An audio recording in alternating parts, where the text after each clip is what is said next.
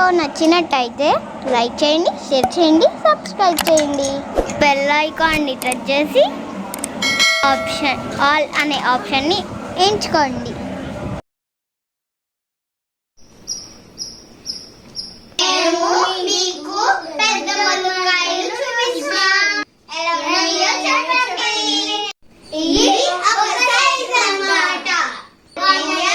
మాకైతే చాలా నచ్చినాయి.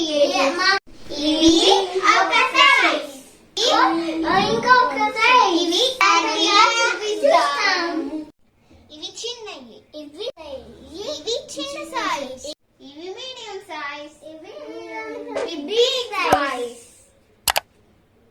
ఇవి అయితే don't forget to subscribe. Bye bye.